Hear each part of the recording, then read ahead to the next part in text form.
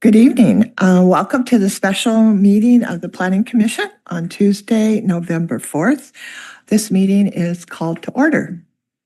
Sorry, before we start there, I just want to make sure that we get our Zoom recording process in order. Is it, we all set up on that, Christina?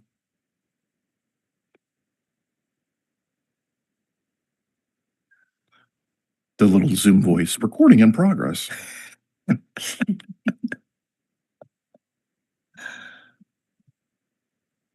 Recording in progress.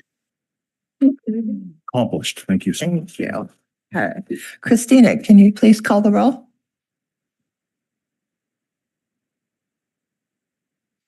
Commissioner Alvarez. Present. Commissioner Haveman. Here. Commissioner, and please forgive me if I butchered this, Salvamini. That is correct. Here. Present. Commissioner Saudi. Here. Commissioner Summers. Here. Vice Chair Rodby. Here. And Chair Mercado is absent. Thank you. So does any of the commissioners have any changes to the agenda, or do we approve it as is? Nope. Okay. Next, we'll move to the meeting procedures. The City of San Rafael remains committed for all to participate in our public meetings. I want to welcome all that are making the time this evening to participate. Christina, can you tell us how public comment will work this evening?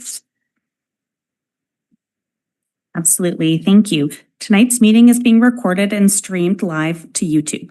Viewers can watch directly through Zoom using the link in the agenda or by dialing 669-444-9171 and by entering the meeting ID, which is 836-5104-9034#. We are offering closed captioning for this evening's meeting on Zoom. Select the live transcript button on Zoom to enable this feature. If you experience technical difficulties, please email me at christina.estadio@cityofsanrafael.org. In order to provide oral testimony, speakers must be present. Displayed on the podium is a timer to help you stay within the allotted time frame. You're invited, though not required, to introduce yourself and say what part of San Rafael you reside in or if from outside San Rafael.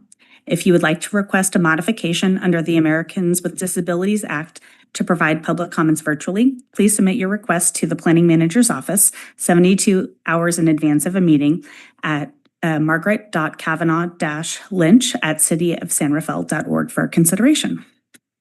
Thank you, Christina. We have no items on the consent calendar, so we'll move to the action item. The action item for this evening is to review the City of San Rafael's potential acquisition of the property for an interim shelter for unhoused residents and a permanent affordable housing development for conformity with the City of San Rafael's general plan per California Government Code 65402. Could we have the staff report, please? So good evening, Vice Chair Rodby and Planning Commissioners. My name is Micah Hinkle. I'm the Community and Economic Development Director. Before we dive into this item, I wanted to basically extend out a congratulations to new Planning Commissioner Jack Salvamini. This is his first meeting. And also for Commissioner Rondu Alvarez. This is his second meeting. So as we're filling our seats of the Planning Commission, it's really exciting for me. Also, I'd like to introduce our Chief Assistant City Attorney, Andrea Viswara. She'll be joining us along with upcoming technical related projects. The City Attorney's Office will be supporting the Community and Economic Development and the Planning Commission. So Andrea we'll see here a few times, depending on the project typology.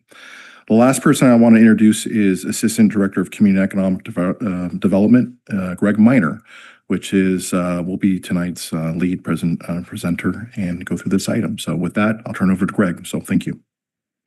Thank you. Good evening. I'm Greg Miner with Community Economic Development Department, as Micah just mentioned. I was going to walk through a PowerPoint that summarizes the staff report. So I think Christine is pulling that up now, and hopefully it'll appear on the screen. Cool. Gonna stand by, see if it works to. There we go. Yep, there we go. Perfect. Okay, if you don't mind going to the next slide. All right, so this is an overview of the presentation, just to kind of provide a roadmap. We're going to talk about the purpose of tonight's meeting, the project site, the proposed acquisition of the property, and an analysis of how the acquisition conforms with the general plan and the zoning code, and then outline next steps.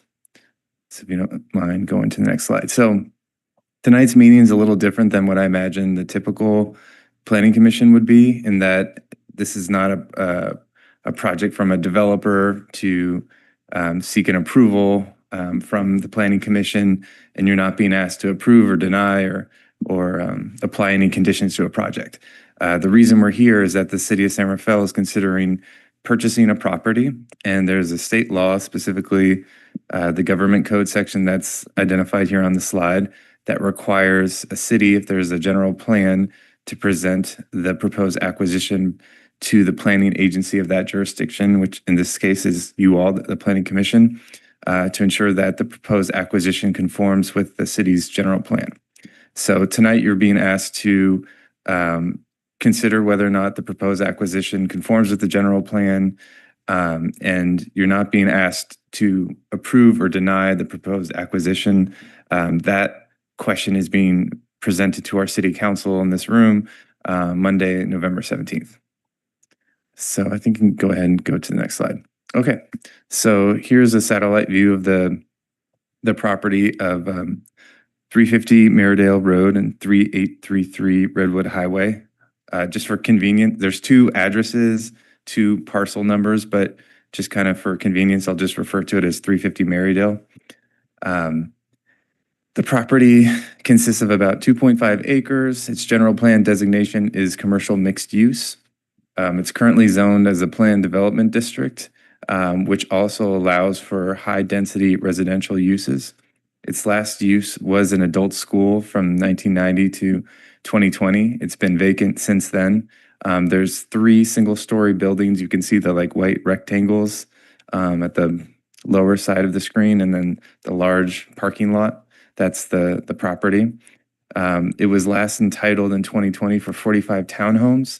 However, the property owner has not moved forward with construction. If you don't mind going to the next slide.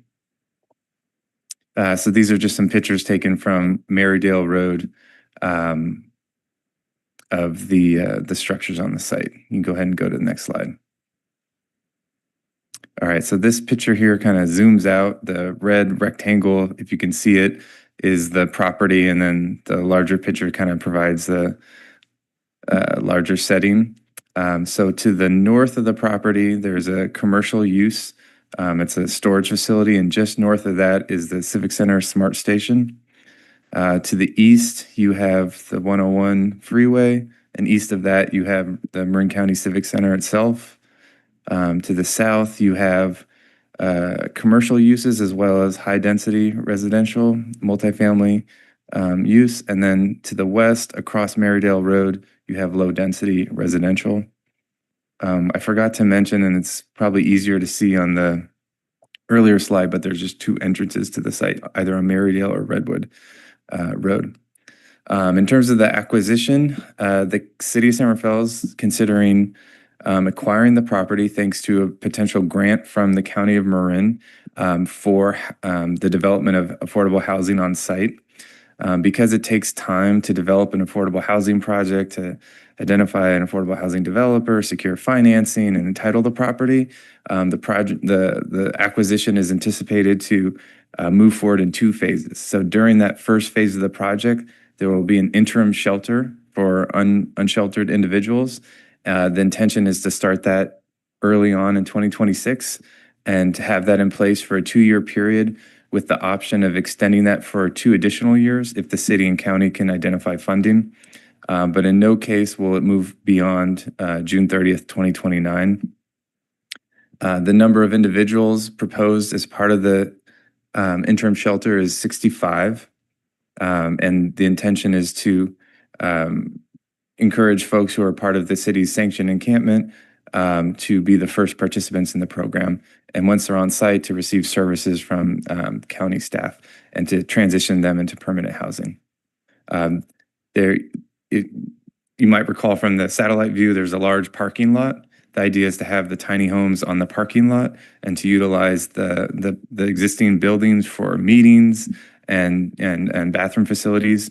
There won't be any cooking on site. All the food will be kind of prepared off site, and the eating will be done on site, but the actual cooking itself will be done off site. Similarly, showering will be done through will not be done through showering facilities on site, but rather like a mobile showering facility that will come to the site. In terms of the affordable housing development, the intention is to entitle at least 80 affordable housing units by June 30th, 2028. This is part of the grant agreement terms that the city is negotiating with the county of San Rafael in order to receive the funding to purchase the property. And the grant agreement itself will be considered on Monday, November 17th, by the San Rafael City Council, as well as the following day, Tuesday, November 18th, by the Marin County Board of Supervisors. I think you can go ahead and go to the next slide. So the next couple of slides are essentially the analysis for whether this proposed acquisition conforms with the general plan. I think I mentioned early on under the general plan, the site falls under the community commercial mixed use designation, which allows significantly allows for residential. So the proposal is to develop residential uses at a site that is where residential is allowed. And as I mentioned before, there's basically 2 forms of residential. The first phase being an interim shelter, and the second being the long-term affordable housing development. The actual development of that will have the affordable housing development will have to go through the standard development entitlement processes and comply with any density restrictions that the city of San Rafael or the state of California has. I think you can go ahead and go to the next slide. So in addition to being consistent with just the general land use designation, situating housing here at this location near the smart station and the civic center advances several general plan policies with respect to reducing greenhouse gas emissions and by situating housing near transit. We've highlighted a couple of those policies here. There's also, as you probably noticed, an attachment to the report with a table that outlines a variety of different general plan policies that this proposed acquisition would advance. This slide just highlights a couple in particular. Similarly, by providing housing specifically to unsheltered individuals and affordable housing, this acquisition would have advanced several land use and other general plan policies, and notably advance a number of housing element policies in terms of providing affordable housing across the city, providing a range of providing housing at a range of affordability levels, and things along those lines. I think you can go ahead and go to the next slide. In terms of the zoning, as I mentioned earlier, as part of that townhome entitlement in 2020, the property was zoned under a planned development. That planned development also allows for any land uses that are allowed in a high-density residential zoning district, which includes multifamily housing. I think if you go to the next slide, it essentially lays that out. So the idea of developing affordable housing on site or multifamily housing is consistent with this, what's allowed in an HR zone. And in addition, an emergency shelter is also allowed under an HR zone with a use permit. There was a reference in the staff report to a state law that preempts local law, and in that low barrier navigation centers, as they're defined under a state law, are actually allowed by right in zones that allow for mixed uses and high density residential as well.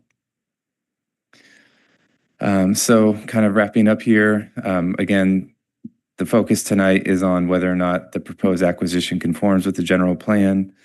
The next step for the acquisition would be the city council's consideration on that Monday meeting to enter into a grant agreement with the county and move forward with a purchase and sale agreement to acquire the property.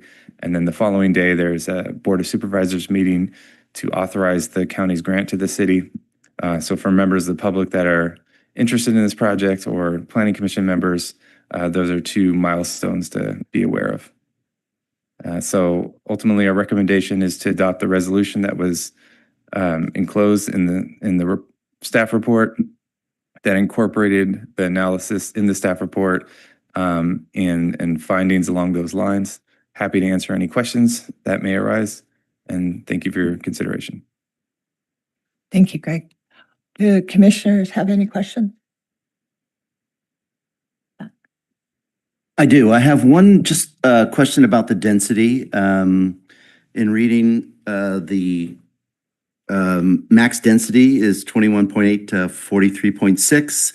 And with the numbers, it wasn't clear on the 80 and plus the 45. So if you could clarify that, that would be helpful. That's a great question. I'm going to pass the baton on to my colleague, Christina, who's more knowledgeable about density requirements than I am. Absolutely. No, it's a great question and a complicated one, and important for the community at large to understand how our general plan calculates density. We moved in the last general plan cycle to net density. And so when we're looking at the potential for developing the site, you look at the size of a site and you take away the undevelopable areas, which include easements, creeks, things like that. So for this site, there's a number of easements. They could change over time. A lot of these easements go back many, many, many years, but a conservative estimate of developable land is 1.7 acres for the site. And based on the maximum densities, sort of that base would be about 77 units. And then under state density bonus law, there are a number of ways to get additional units on the site. Thank you. Are there any other questions? Does any member of the public wish to speak on this item? Thank you.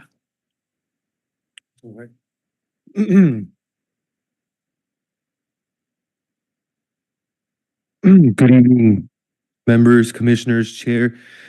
My name is Sergio Brojas, and I'm a field rep with the NorCal Carpenters Union here in Marin County. I know the development may be a while, but I'd like to start the conversation about labor standards as well as responsible contractors.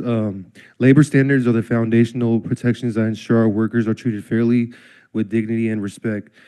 These standards guarantee fair wages, health benefits, apprenticeship opportunities, and local hiring practices.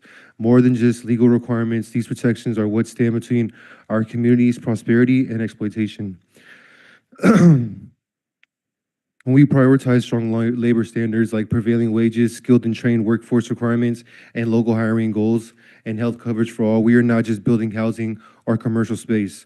We're building careers, investing in the future of our community, and creating pathways for our neighbors to enter and thrive in the middle class. Labor standards are more than just a line item on a contract. They're a long-term investment into the economic health of our city. They provide a framework that ensures that those who work in San Rafael are not only treated fairly, but also have the opportunity to grow professionally and contribute to the local economy as well. That's why we strongly urge the Planning Commission to ensure that all development projects in San Rafael include strong labor standards like implementing pre-qual language that essentially levels out the playing field. This is not just about the quality of a building, it's about the quality of life for the people who build it and the residents who live and work here for years to come. At the end of the day, the true value of any project starts with the people who construct it. Our community deserves nothing less than high-quality, well-built projects that are the product of hard work, fair pay, and a commitment to the future. Thank you. Thank you. Christina, was there anybody online?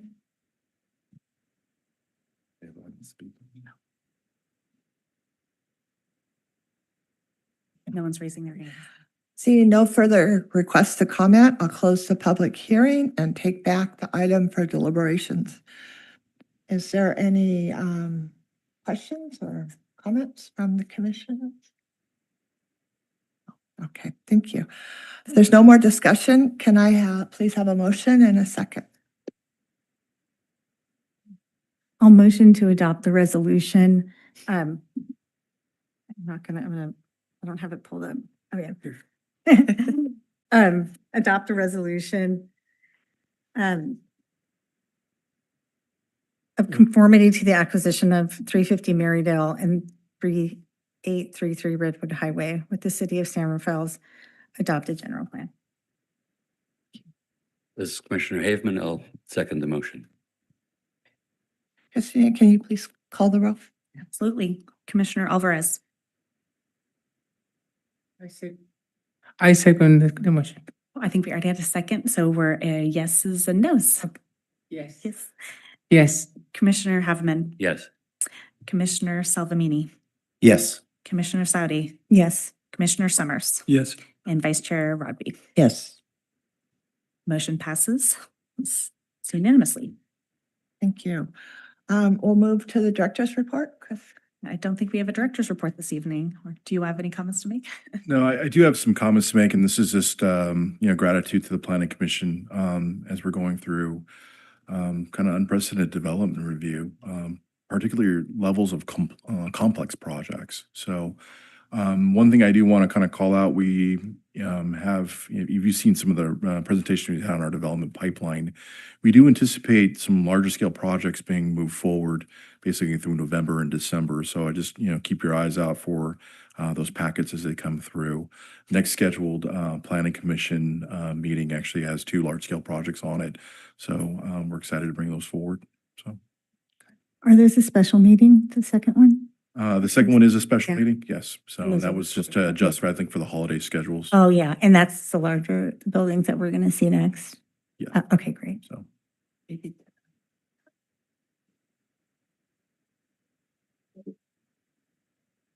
Thank you.